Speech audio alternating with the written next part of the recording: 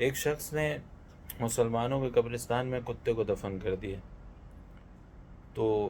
لوگوں نے جا کر عدالت میں اس کی شکایت کی۔ قاضی صاحب نے اس شخص کو طلب کیا۔ جب طلب کیا تو قاضی صاحب نے غصے سے اس سے کہا، اس سے سوال پوچھا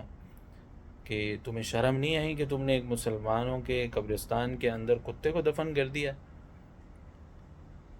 اس نے کہا کہ قاضی صاحب میں کیا کرتا، میں نے تو کتے کی صرف وصیت پہ عمل کیا ہے۔ تو قاضی صاحب نے کہا کہ تم نے ایک تو کتے کو دفن کیا مسلمانوں کے قبرستان میں، اوپر سے تم میرا مذاق بھی اڑا رہے ہو کہ تم نے ایک کتے کو دفن کیا ہے اس کی وصیت پہ عمل کرتے ہوئے۔ تو اس نے شخص نے کہا کہ قاضی صاحب آپ اتنا غصہ کر رہے ہیں، کتا تو اتنا اچھا تھا، اس نے آپ کے لیے 1000 دینار کی وصیت بھی کی تھی۔ قاضی صاحب کہتے ہیں کہ اللہ تعالیٰ اس فقید المثال کتے پر بہت زیادہ رحم فرمائے۔ تو جب قاضی صاحب نے یہ جملے، یہ الفاظ ان کی زبان سے نکلے تو وہاں پر جو مجمع تھا انہوں نے دیکھا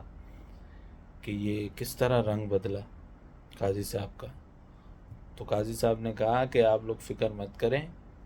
میں نے اس کتے کے کوائف پر بڑی غور و خوض کی ہے، اور مجھے اس بات کا علم ہوا ہے کہ یہ جو کتا ہے یہ اصحاب کہف کے جو کتا تھا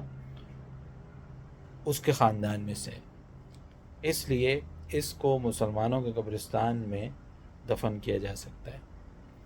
عربی میں یہ مثال مشہور ہے، اور ایک محاورہ ہے کہ الفلوس تغیر النفوس، کہ یہ جو مال اور پیسہ ہے کہ یہ انسان کے دلوں کو تبدیل کر دیتا ہے۔ تو آپ اس کو عام حالات میں اور عام زندگی پر مشاہدہ کر سکتے ہیں کہ کس طرح پیسہ اور مال اور زر یہ کس طرح لوگوں کے رنگ کو تبدیل کر دیتا ہے، ان کے برتاؤ میں کس طرح تغیر پیدا کرتا ہے، اور وہ کس طرح اپنے آپ کو جھکاتے ہیں ان کے سامنے کہ جن کے پاس مال ہو، دولت ہو۔ تو اللہ تعالیٰ ہمیں اس طرح کے پیسوں سے اور اس طرح کی لالچی لوگوں سے دور کرے، اور مال نہیں بلکہ ہمارے اندر کمال پیدا کرے، کیونکہ جب انسان کے اندر کمال ہوتا ہے تو پھر کاف انسان ہٹا دے، مال خود بخود انسان کے پاس آتا ہے۔